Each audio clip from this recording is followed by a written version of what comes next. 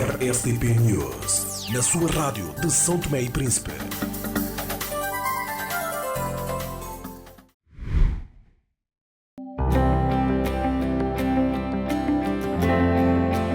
Olá, eu sou Emílio de Castro, secretário-geral da Associação Novo Olhar.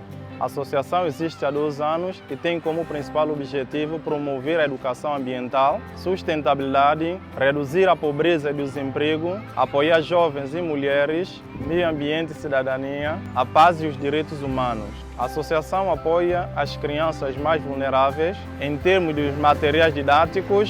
Desenvolvemos campanhas de sensibilização, proteção e conservação do meio ambiente junto às escolas.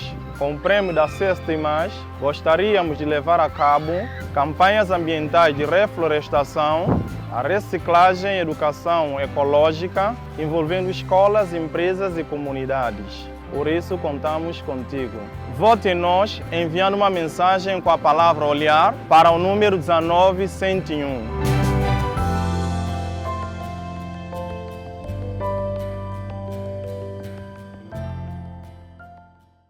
Orçamento Geral do Estado de 2026, avaliado em 233 milhões de euros.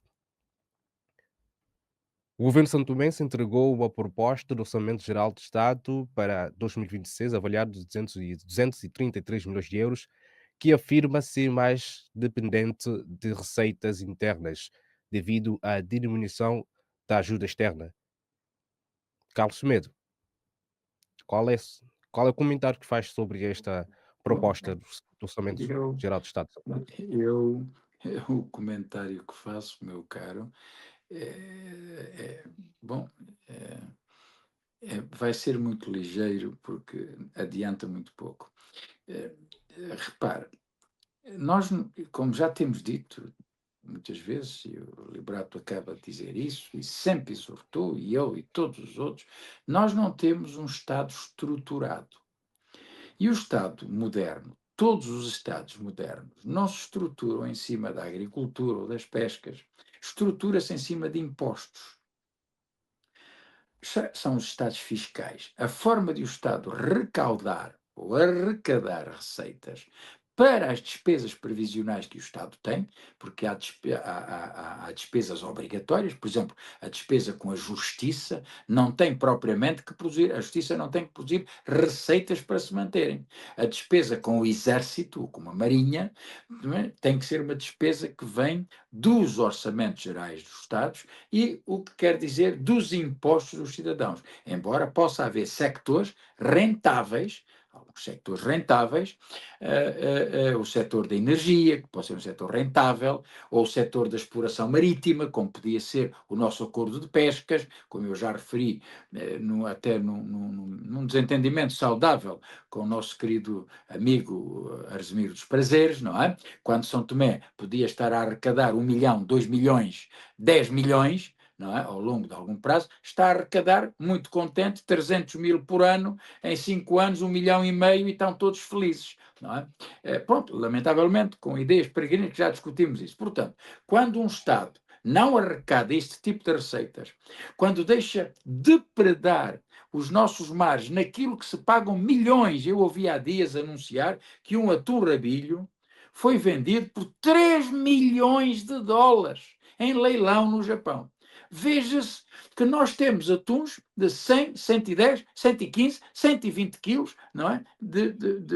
Eu não sei se chegam a 200 ou 220 quilos, quando passam para as nossas águas. Vocês estão a ver, quando um Estado não tem inteligência, não tem capacidade, não tem gente para ter a coragem de tomar medidas e dizer à União Europeia, eu não quero este acordo, é ruinoso, eu vou fazer o acordo com o Japão.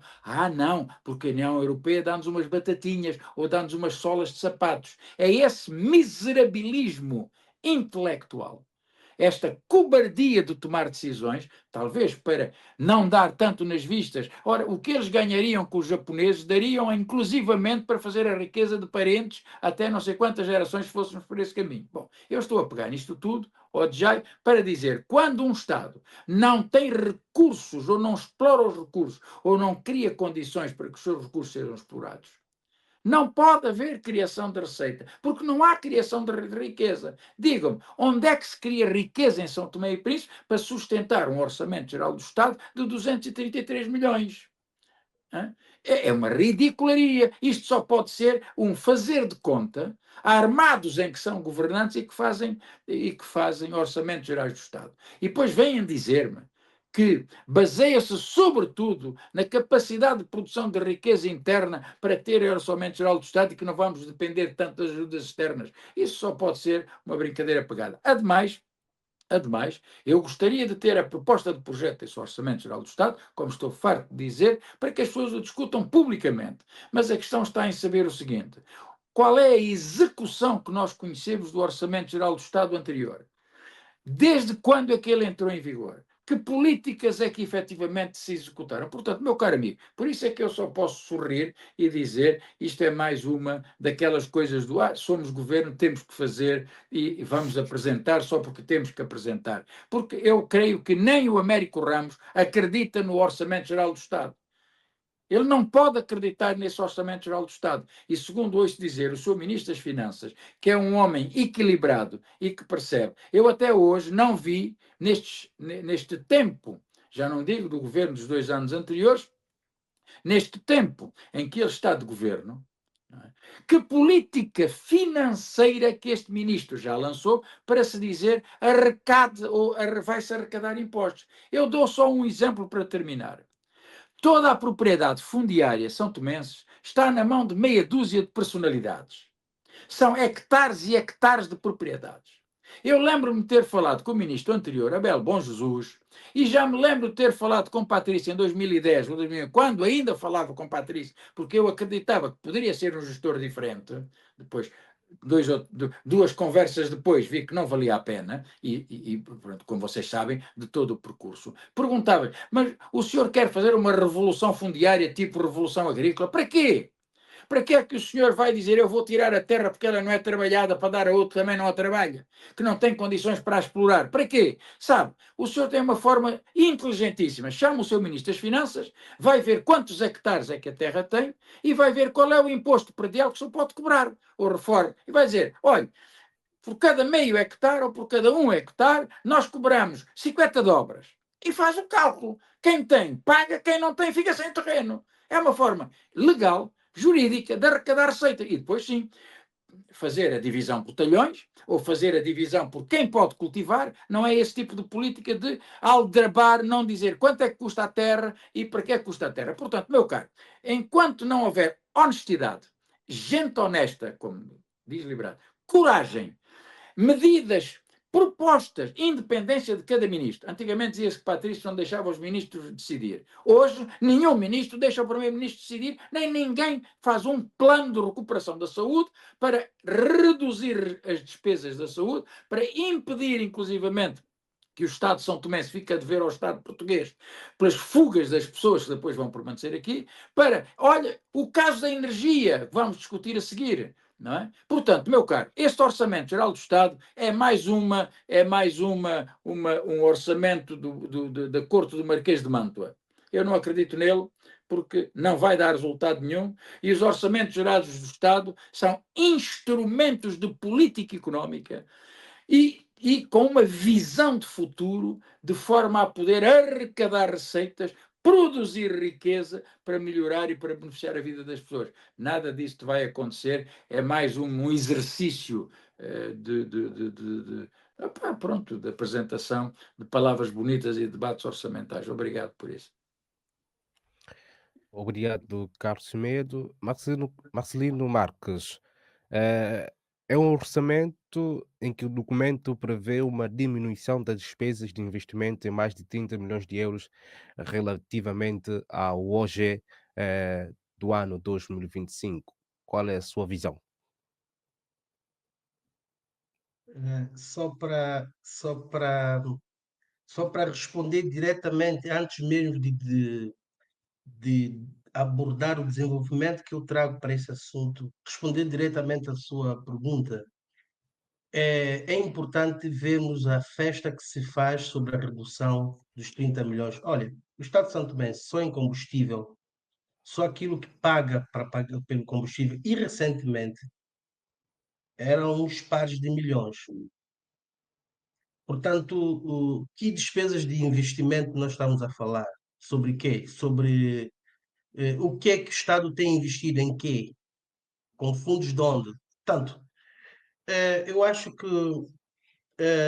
antes de nós falarmos sobre essas medidas de orçamento geral de Estado, etc., era preciso que nós conhecêssemos quais são as medidas políticas que, que o governo trouxe para espelhar nesse orçamento. Ou seja, antes de também analisarmos o OGE, ou seja, apresentarmos um documento para o ano 2026, que é o Orçamento Geral do Estado, era bom que o governo trouxesse ou desse-nos evidências sobre a boa execução do orçamento do ano em curso.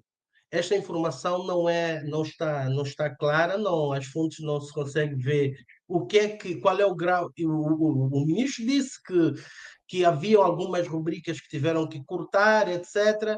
Mas do ponto de vista factível, o que é que nós temos de execução orçamental relativamente àquilo que se aprovou no ano anterior e que está sendo executado no ano 2025? Bem, é para dizer que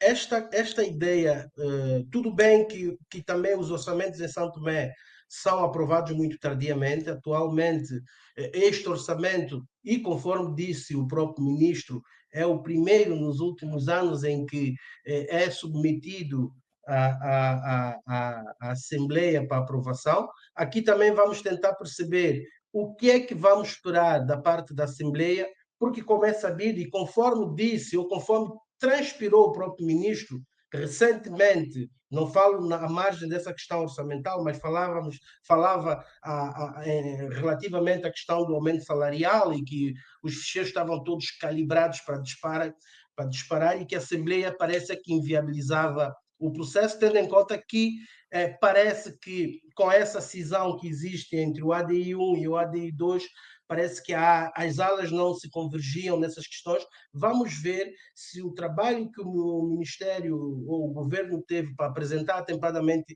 este orçamento vem acolher sensibilidade da Presidente da Assembleia para a submissão desse projeto e discussão e aprovação do draft que nos é apresentado.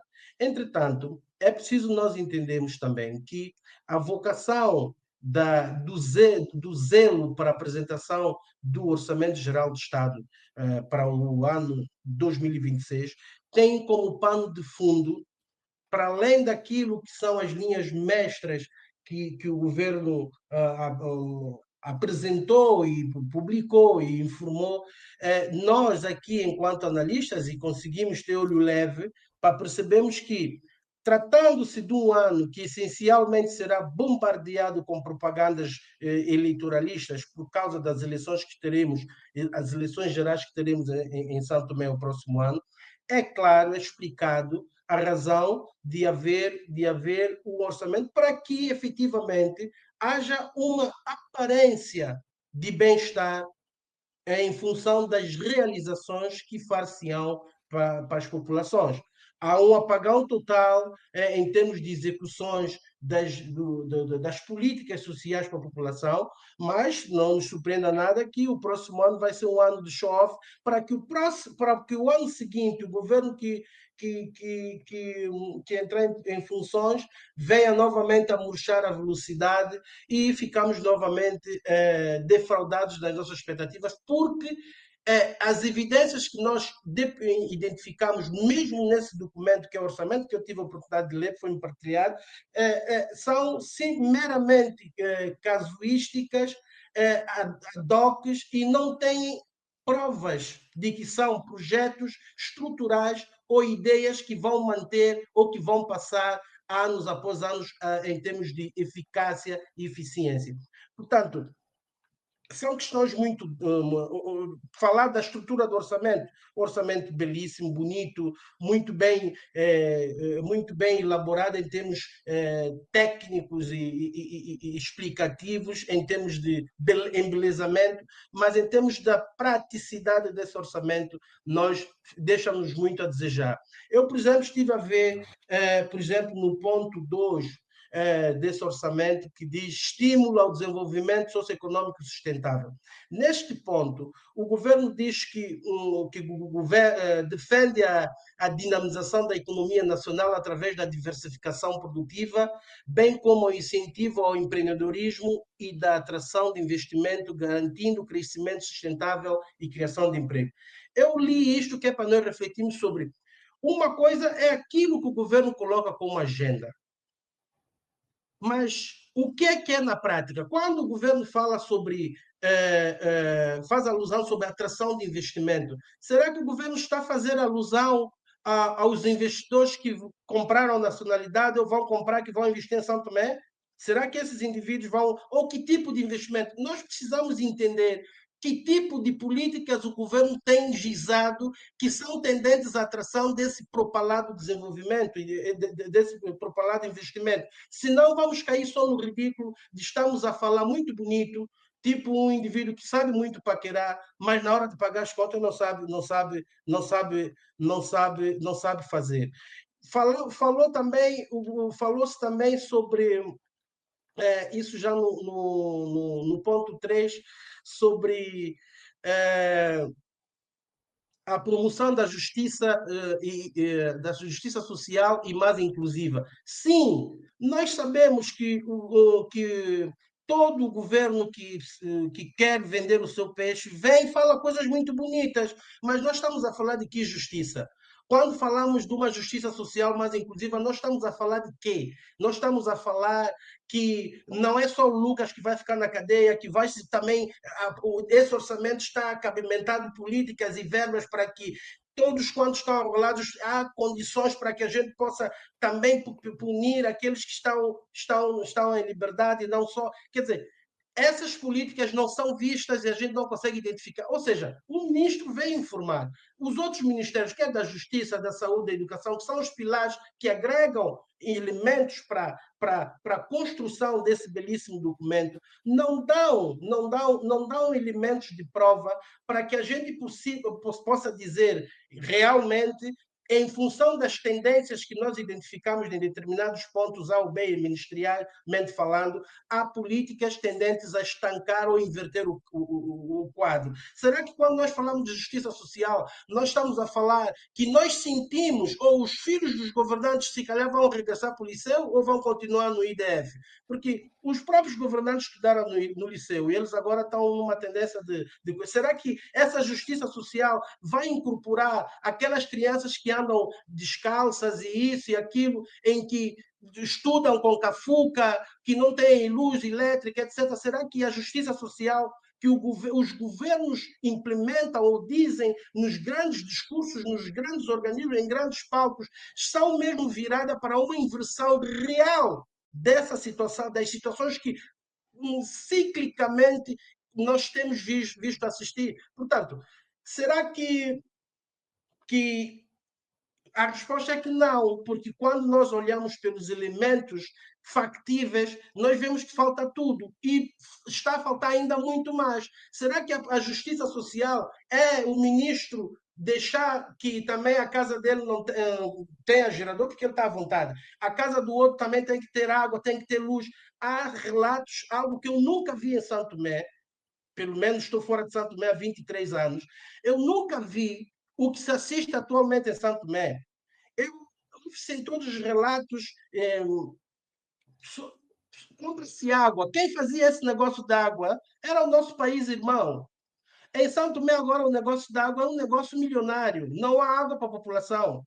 Sem falar da energia. O que é que está-se a fazer? Eu acho que neste orçamento, e como talvez é uma veia nova, é um grupo de ministros que talvez deviam mostrar um pouco mais de ousadia e poder nos brindar com inovações, eu acho que se calhar se espelhássemos no orçamento um pedido da parte do governo à população, para que tenhamos, para que apertemos o cinto um pouco mais e talvez o nosso apertar de cinto ia resolver de forma sustentável as vidas da população, traduzida, por exemplo, na resolução total da problemática energética, eu acho que faríamos um grande papel.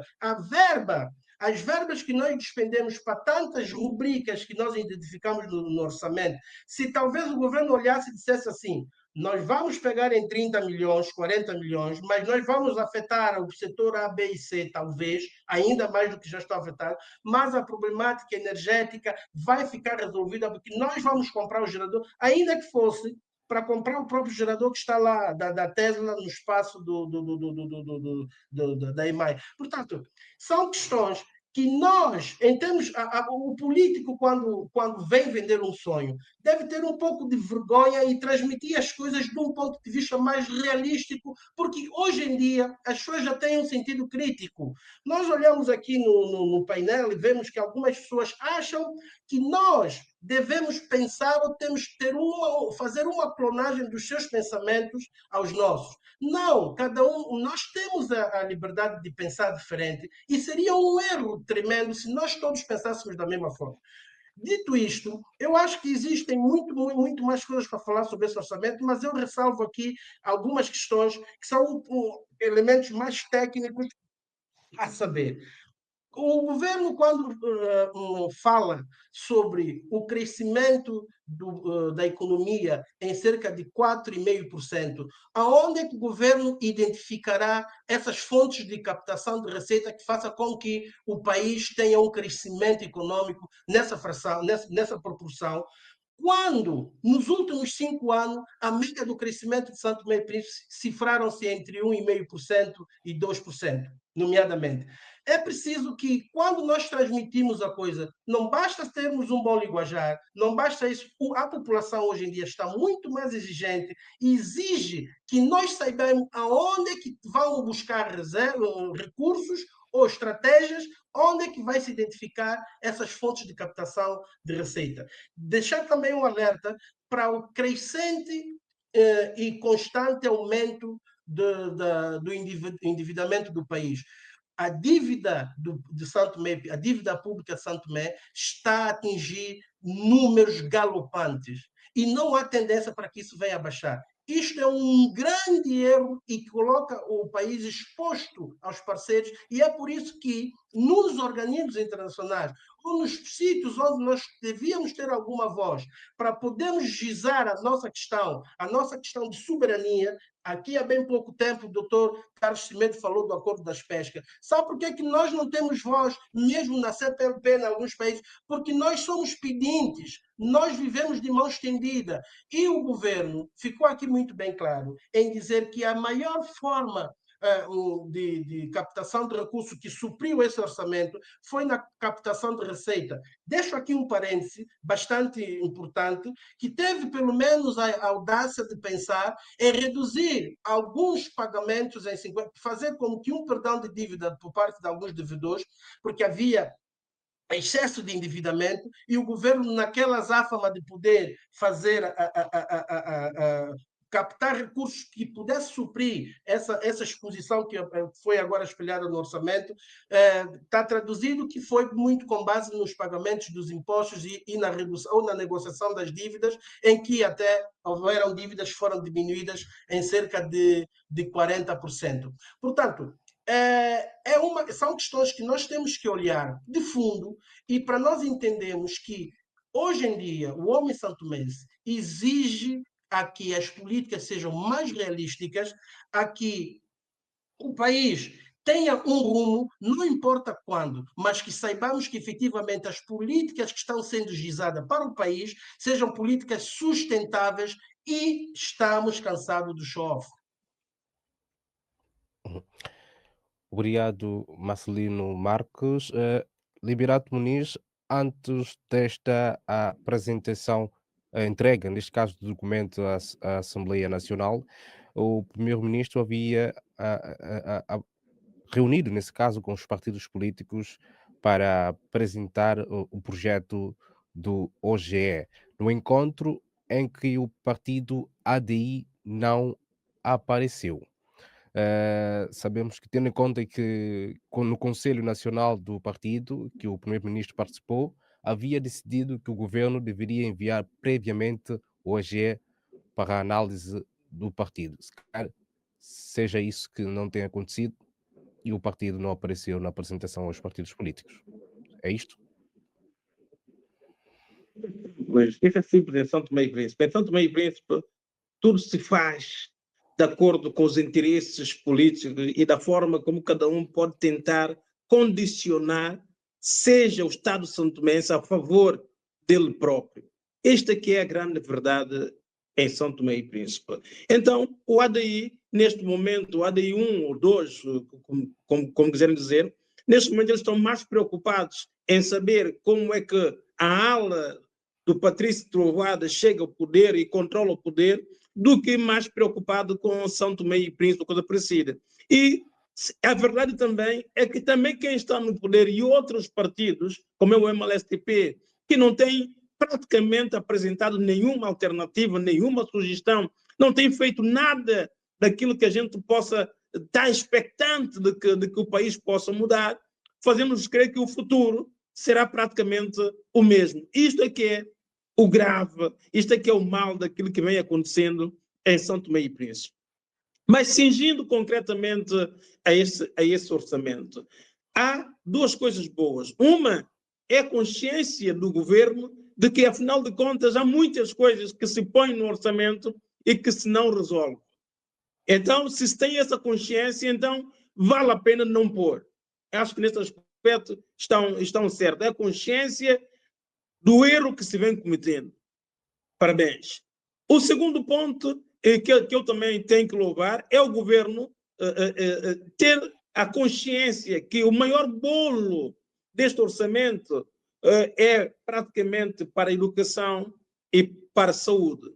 Mas eu pergunto, isso virá a se concretizar? Aí é que está o grande problema. Já há anos que a gente vem fazendo praticamente o mesmo orçamento. Todos os orçamentos são copy-paste daquilo que vem acontecendo há 20, 30 anos. Altera-se uma coisa ou outra, mas vem dar tudo no mesmo. E o que é que tem sido verdadeiramente o nosso orçamento?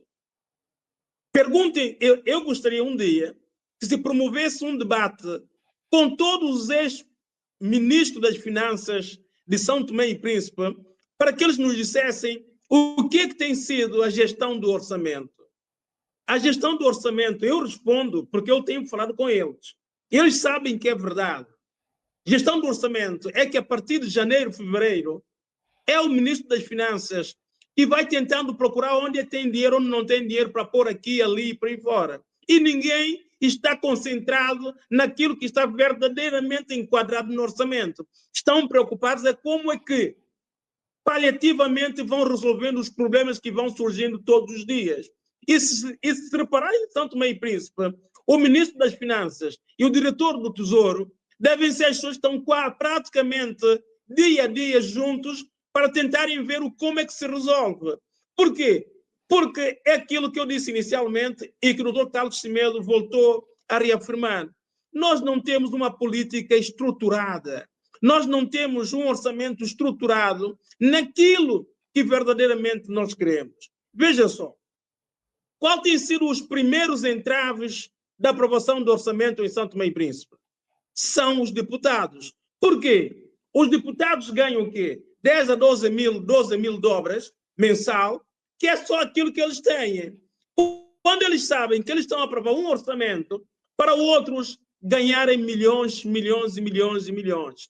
Então, a primeira coisa que eles fazem é condicionar muita coisa para ver onde é que também esses deputados podem voltar a ganhar mais um pouco. Logo, o que é que isso quer dizer? Que nós temos que reestruturar toda a nossa administração. Nós não precisamos de 55 deputados. Nós precisamos talvez de 10, 15 ou 20 deputados que ganhem bem, que sejam competentes e que tenham responsabilidade de aprovar um orçamento de acordo com as normas, de acordo com a lei, de acordo com aquilo que nós precisamos. Mas eu vou mais longe. Esse ministro das Finanças que aprovou esse orçamento, ele sabe que ele ganha 26 mil dólares por mês, enquanto outros ganham 100 e tal, 200 e tal, e por aí fora, e estão nos grandes projetos. Ele sabe que ele próprio, que está por esse orçamento, não tem condições bastante estruturantes para sustentar a sua família e ter um desempenho condigno. E enquanto nós continuarmos assim, meus senhores, nós estamos a brincar com coisa séria em São Tomé e Príncipe. E depois, o que é que vai acontecer? É que com este orçamento ou com outros orçamentos, muita gente vai ganhar muito dinheiro em São Tomé e Príncipe. Então, cada um hoje está preocupado em defender o governo do ADI, ou o governo do MLSTP, ou do PSD para aí fora, porque eles sabem que com a influência que eles têm, eles vão para a EMAI, vão para o diretor do imposto, vão para o diretor do tesouro, vão para grandes projetos e aí ganham a sua vida e resolvem os seus problemas. Que é isso que eles estão interessados. E ninguém quer estruturar. Então, o que tem que acontecer, meus senhores, é estruturar. O ministro não pode continuar a ganhar 26 mil dólares, que recebe 18 agora, depois recebe 9 ou 10 ou 11 depois. Não, o ministro tem que ser ministro de manhã, de tarde, de noite, a dormir, seja onde ele estiver. Ele tem que ter estruturas bastante para trabalhar sério, para trabalhar com seriedade. É isso que nós não temos em São Tomé e Príncipe. Mas o que acontece, meus senhores? É que eu entendo que toda a gente que tem chegado ao poder tem usado o poder para ganhar dinheiro, consciente que os tribunais não funcionam. Então, eu vou dizer algo que eu tenho dito esses dias. Meus senhores, enquanto nós tivermos os nossos tribunais, dependente dos nossos juízes, dos nossos magistrados, eu não estou a dizer que eles são incompetentes. Eu estou a dizer que é a proximidade que há entre os juízes e magistrados santomenses com os santomenses não os permite decidir. E em São Tomé e Príncipe as pessoas roubam conscientemente que nada vai acontecer. E quando eu não sou capaz de ter uma coisa que são graves em São Tomé e Príncipe, eu estou a dizer que seja qual for o orçamento, eu não vou conseguir ter a melhor gestão.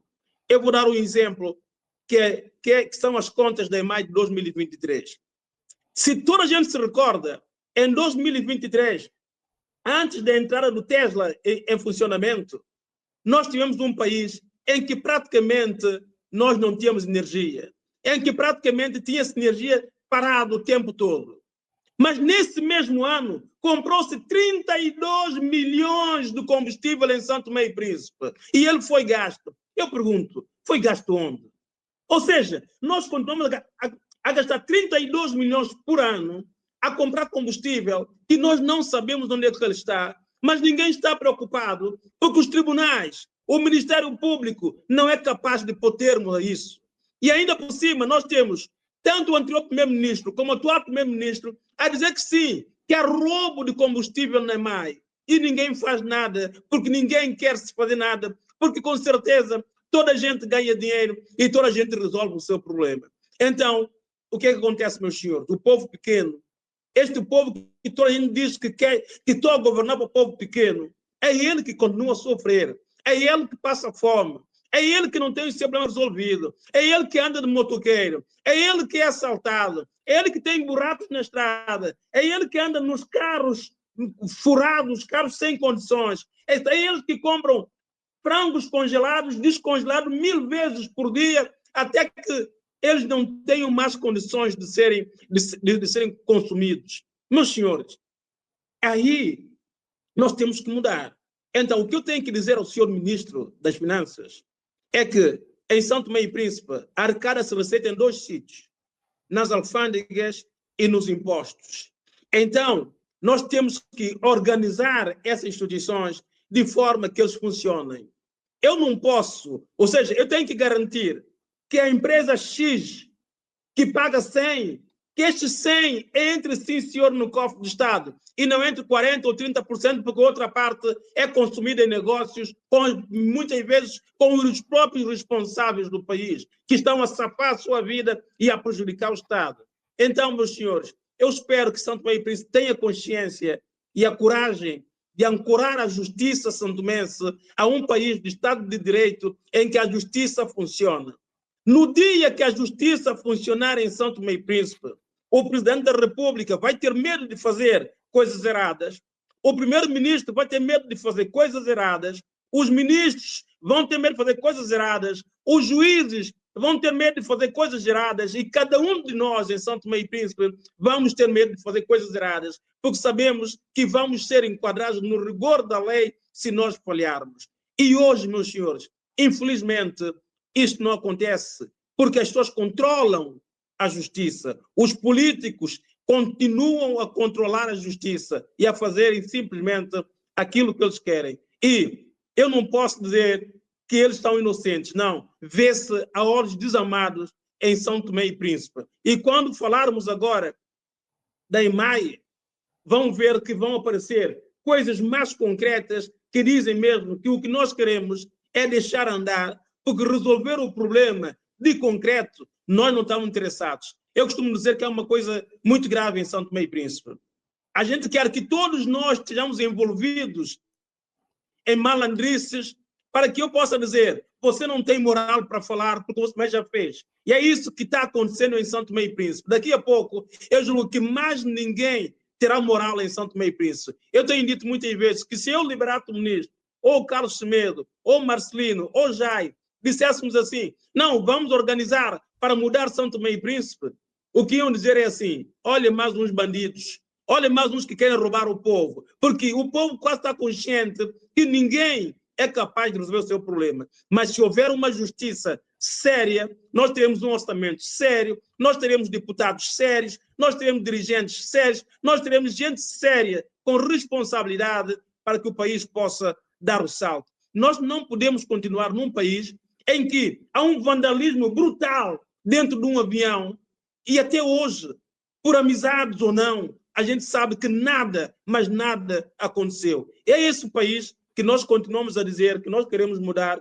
que nós perdemos tempos em fazer orçamento, mas que o ministro das Finanças sabe que o orçamento real é aquilo que ele dia a dia vai tentando pagar, conseguindo ou não conseguindo. E mais ainda, tudo que é investimento é mal feito, porque não tem qualidade e não tem gente capaz de impor que a qualidade esteja naquilo que nós fazemos. Basta ver a Marginal e a qualidade da obra da Marginal para nós termos a noção de como é que nós desbaratamos dinheiro, pintamos a cara, dizemos que está bom, mas depois, quando tiramos a pintura e vemos que, afinal de contas, perdemos tempo, perdemos dinheiro, prejudicamos o país, mas muita gente vai estar com casa na Europa, vai estar com melhores condições em São Tomé e Príncipe, vai de férias e vive bem. Eu acho que isso é que é errado. Isto é que nós não podemos continuar a continuar a ter em São Tomé e Príncipe, uns culpando os outros,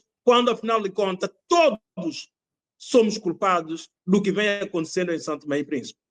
RSTP News, na sua rádio de São Tomé e Príncipe.